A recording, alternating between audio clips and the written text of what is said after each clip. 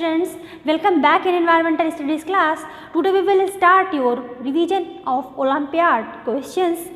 आप इसमें देखेंगे कि हम खेती किस तरह से कर रहे हैं। जैसे देखा था आपने प्लोइंग किया, इरिगेशन दिया और आपने too much water too little water देखा और उसमें देखा कि पानी की कमी से हमें कौन कौन सी परेशानियां होती हैं, हम पानी की हार्वेस्टिंग कैसे कर सकते हैं। उसी तरह से बिज़ी मंथ, तो आज हम आपको बताएंगे इस बिज़ी मंथ में बर्ड्स क्यों बिजी हैं। बिज़ी मंथ जो कि स्टोरी है गिजू भाई भड़ेका की। गिजू भाई भड़ेका कहाँ पे रहते थे? गुजरात में रहते थे। गुजरात में उन्होंने देखा कि जो भी बच्चे हैं उनको स्टोरी सुनना बहुत पसंद है, तो स्टोरी सुनाने के लिए उन्होंने कुछ कहानियाँ लिखी हैं। यह पत्र लिखा है। उस पत्र में गिजू भाई ने जो पत्र लिखा है वो 13 अप्रैल 1936 को लिखा था। तब वो 84 ईयर के थे। पहले वो भावनगर गुजरात में लिखा करते थे। भावनगर कहाँ पे है? गुजरात में है। वो कहाँ के थे? भड़ेका थे। गिजू भाई भड़ेका कहाँ के थे? गुजरात के थे। अब उन्होंने बर्ड्स को बताया कि पक्षी अपने अंडे देने के लिए केवल घोंसले का उपयोग करते हैं। तो बर्ड्स कहाँ पे अपने अंडे देते हैं? घोंसले में देते हैं। और उन्होंने बताया अंडे सेने के बाद और चूजे जब बड़े हो गए हैं वे घोंसला छोड़ देते हैं। वो बर्ड अपना घोंसला छोड़ करके चली जाती है। तो जब क्यों चली जा रही है? क्योंकि जब उसने एग ले किया, एग धीरे धीरे बड़े होने लगे तो एग हैच हुआ, उससे चूजे निकले, बर्ड्स उड़ने लगी। तो जो उसकी पैरेंटल बर्ड है वो नेस्ट छोड़कर चली जाती है। ठीक है। तो अब जो शक्करखोरा जिसे सनबर्ड भी बोलते हैं, सनबर्ड किस तरह से घोंसला बनाता है? वो लटकता हुआ घोंसला बनाता है। इसमें क्या होता है, एक हमिंग बर्ड होता है, वो सबसे छोटा बर्ड है। अपोजिट साइड भी उड़ लेता है, आगे भी उड़ लेता है, पीछे भी उड़ लेता है। सबसे छोटा बर्ड है और सबसे छोटा घोंसला भी बनाता है हमिंग बर्ड।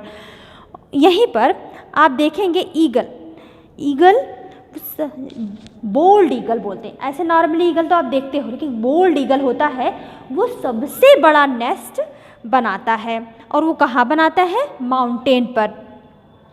बोल्ड ईगल क्यों कहते हैं? उसको गंजा ईगल भी बोलते हैं। और अपना नेस्ट, सबसे बड़ा नेस्ट कहाँ पे बनाता है? वो जंगल में बनाता है। आप इसी में देखेंगे कि जो रैट है, स्क्वेरल है, इनके दांत हमेशा बढ़ते रहते हैं। इसलिए वो अगर नहीं कुतर कुतर करेंगे ऐसे तो क्या होगा? उनके दांत बढ़ते रहेंगे। इसीलिए वो अपने दांत को हमेशा घिसने के लिए करते रहते हैं। ठीक है। और इसी में आप देखेंगे कि स्लोथ क्या है? वो एक एनिमल है, ऐसा एनिमल जो हमेशा पेड़ पर उल्टा लटक कर सोता है। जैसे आपने बैट को देखा है, बैट उल्टा लटक कर सोती है, उसी तरह से स्लोथ है। बैट का ज़्यादा एक्सप्लेनेशन आपके एनसीईआरटी में नहीं है, लेकिन स्लोथ आपके क्वेश्चन में भी पूछे जाते हैं कि स्लोथ कैसा एनिमल है। मैमल है और अपना वो लटकता है कैसे? उल्टा लटकता है। उसकी पूरी लाइफ 40 साल की होती है। पूरे लाइफ में वो केवल 8 पेड़ ही बदलता है। वो 18 घंटे तक सोता ही रहता है। बहुत आलसी है और विश्व का दूसरे नंबर का आलसी जानवर होता है। उससे ज़्यादा आलसी कौन है? कौन है वो? टर्टल है। टर्टल जो धीमा धीमा चलता है बिल्कुल। और तो आपने देख लिया कि कुछ बर्ड्स ऐसी होती हैं जो छोटा नेस्ट बनाती हैं, कुछ बड़ा नेस्ट बनाती हैं। बर्ड्स हमेशा अपने बच्चे को जब वो उड़ने लायक हो जाता है तो अपने नेस्ट को छोड़कर चली जाती है। उसको अच्छे एग ले कहाँ करती है? एग वो हमेशा नेस्ट में करती है। बेबी बर्ड जब ग्रो करती है उसे सिखाती है कैसे उड़ा जाता है, इसके बाद वो छोड़ के चली जाती है। सनबर्ड लटकता हुआ घोंसला बना रही है। उसी तरह से आपके कुछ ऐसे बर्ड जैसे हमिंग बर्ड हैं, वो सबसे छोटा नेस्ट बनाते हैं। बोल्ड ईगल सबसे बड़ा नेस्ट बनाती है और वो भी माउंटेन पर। ओके। ऐसे ही एक एनिमल है स्लोथ, जो कि मैमल है, वो उल्टा लटक कर सोता रहता है। उसकी लाइफ 40 ईयर की होती है। जैसे बैट मैमल है, स्लोथ मैमल है, उसी तरह से ये वर्क भी करते रहते हैं। स्लोथ एक बहुत धीमा जानवर होता है, जैसे टर्टल धीमे धीमे चलता रहता है, वैसे स्लोथ भी हमेशा सुस्त पेड़ों पर पड़ा रहता है। 40 साल उसकी पूरी लाइफ है और उसमें वो केवल 8 पेड़ ही बदलता है। पूरे टाइम उसी पे पत्तियाँ खाता रहता है। ओके, तो ये है आपकी बर्ड्स स्टोरी बिजी मंथ में बहुत इंटरेस्टिंग स्टोरी है ये गीजू भाई भड़ेगा की, जो कि कहाँ के हैं, गुजरात के हैं। इसी में आप देखेंगे अब नेक्स्ट टॉपिक में Abdul in the garden. Abdul in the garden क्या करता है? अब्दुल गार्डन में क्या कर रहा है? अब्दुल गार्डन में देखता है कि उसके पिताजी गार्डन में अनियन ग्रो करा रहे हैं। तो अब्दुल भी अनियन ग्रो कराने के लिए, उनकी हेल्प करने के लिए कुछ टूल्स का यूज़ करता है। खुंती का यूज़ कर करके वो उसकी जड़ें निकालना चाहता है। वो सोचता है कि जो अनियन है उसके बगल, सीड्स के बगल में ही जो वीड्स ग्रो करे हैं उसको हम निकाल देंगे। और इसी आप अब्दुल इन द गार्डन में देखेंगे कि कुछ ऑस्ट्रेलिया की प्रजाति होती है जिसे बोलते हैं हम अनागू प्रजाति। अनागू प्रजाति की क्वालिटी होती है कि वहाँ पर पाए जाते हैं आपके वृक्ष ओक ट्री की बहुत अच्छी क्वालिटी है कि उसकी जो रूट होती है, क्योंकि वो डिज़र्ट प्लांट है, डिज़र्ट ट्री है, उसकी रूट जाती है बिल्कुल ग्राउंड वाटर तक। तो ग्राउंड वाटर से रूट वाटर एब्जॉर्ब करके अपने ट्रंक को वाटर फिल कर लेती है। ग्राउंड वाटर बहुत साफ़ पानी होता है, पीने योग्य पानी होता है। कैसे? जैसे आप वाटर को बॉयल करते हो, छानते हो, इसके बाद वो पीने योग्य हो जाता है। उसी तरह से आप देखोगे जो वाटर आप रेन वाटर धीरे धीरे सप्लाई होते माउंटेन से, फिर रेत से निकलते वो बिल्कुल ग्राउंड वाटर में जाता है। इतनी प्रोसेस में वो वाटर बिल्कुल क्लीन हो जाता है और वही वाटर जब ओक ट्री के ट्रंक में चला जाता है तो पूरा वाटरिंग ट्रंक हो जाती है। अनागू प्रजाति इसको कुरकुरा बुलाते हैं, कुरकुरे नहीं कुरकुरा बुलाते हैं। क्यों बुलाते हैं वहाँ पे? क्योंकि जिसको भी प्यास लगती है उसके पास एक छोटी सी पाइप होती है, उसमें डालते हैं और वाटर ड्रिंक कर लेते हैं, फिर अपना वर्क करते हैं। तो ये तो क्वालिटी है अब्दुल इन द गार्डन में कि अनागू प्रजाति के लोग ओक ट्री का यूज़ कर रहे हैं वाटर ड्रिंकिंग में, क्योंकि वहाँ पर तो ग्रीन प्लांट होते नहीं हैं, वाटर सप्लाई भी नहीं होती है, तो डिज़र्ट प्लांट ग्रो कैसे करेंगे? ये है। और यही अब्दुल इन द गार्डन की जो क्वालिटी है कि हम अपने इंस्ट्रूमेंट का यूज़ करके जो भी फील्ड में प्लांट्स ग्रो कराते हैं वो प्लांट्स अच्छी तरह ग्रो करें, हम अच्छी तरह से खरपतवार का प्रयोग करें और प्लांट्स का उपयोग करने के लिए हम प्लांट्स को ग्रो करें। आपको अब्दुल इन द गार्डन में प्लांट के साथ साथ ऑस्ट्रेलिया के डिज़र्ट प्लांट क्यों पढ़ाए जा रहे हैं? क्योंकि हम जो प्लांट देख रहे हैं, हमारे पास इतनी अच्छी इतना अच्छा हम लोग के पास एटमॉस्फियर है, वाटर सप्लाई भी अच्छी है, हमारे खेत भी इतने अच्छे हैं, हम अच्छे प्लांट्स को ग्रो करा सकते हैं। लेकिन ऑस्ट्रेलिया में जहाँ पे प्लांट्स ग्रो नहीं कर पा रहे हैं वहाँ पे लोग किस तरह से रह रहे हैं। तो इस तरह हम अब्दुल इन द गार्डन में ऑस्ट्रेलिया के लोगों के जो प्लांट्स हैं उसको पढ़ने से ये जानेंगे कि हमें अपने प्लांट्स की सुरक्षा करनी चाहिए, हमें अपने प्लांट्स को अधिक से अधिक ग्रो कराने के लिए उनकी वाटरिंग करनी चाहिए, बार बार हमें प्लांट्स को उखाड़ना नहीं चाहिए। ओके, इसी तरह आप अगले टॉपिक में जाएंगे तो उसमें देखेंगे कुछ ऐसे टॉपिक, जैसे कि आप देखेंगे ईटिंग टुगेदर, हम एक साथ भोजन करते हैं, तो हम जो त्यौहार मनाते हैं वो भी साथ में मनाते हैं। वहीं पर आसाम एरिया के कुछ फेस्टिवल के विषय में आप जानेंगे। वो फेस्टिवल क्या है? भेला घर और मेजी घर। भेला घर क्यों मनाते हैं, मेजी घर क्यों मनाते हैं? जब जनवरी मंथ आता है 14 जनवरी और 15 जनवरी को डिफरेंट फेस्टिवल्स के विषय में जान जाते हैं, तो हम ये देखते हैं कि हमारी नेक्स्ट टॉपिक क्या है। नेक्स्ट टॉपिक में हमने डिस्कस किया है कि ये फेस्टिवल हम आसाम में मनाते हैं, इसको क्या बोलते हैं, बिहू फेस्टिवल। क्या, कौन सा फेस्टिवल बोलते हैं, बिहू फेस्टिवल। और इस फेस्टिवल को सेलिब्रेट करने के बाद हम नेक्स्ट टॉपिक पे आते हैं, जो कि आपका है पोचमपल्ली। पोचमपल्ली साड़ी को उसमें हम डिफरेंट डिज़ाइन डालते हैं, और डिज़ाइन डालने के लिए हम अलग अलग नंबर के निडल्स का यूज़ करते हैं और अलग अलग डिज़ाइन बनाते हैं। ये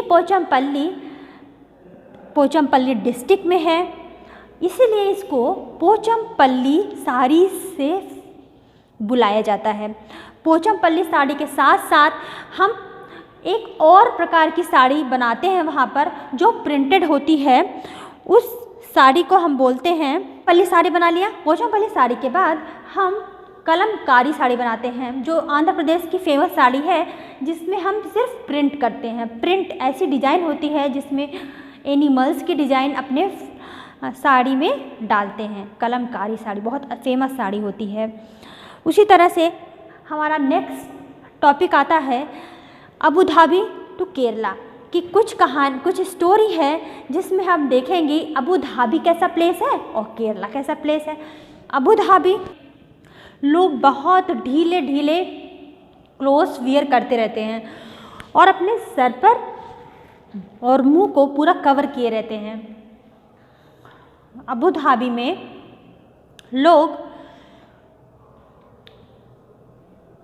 डेट प्लांट का यूज़ करते हैं, क्योंकि डेट प्लांट ही है अबू धाबी जैसा डिज़र्ट प्लेस में बहुत ज़्यादा ग्रो करता है, तो वहाँ पर वो अपने रिलेटिव्स को गिफ्ट देने में भी, जब अबू धाबी से केरला वापस आए तो गिफ्ट देने के लिए अपने रिलेटिव्स को क्या लेकर आए, यही डेट फ्रूट, ओके।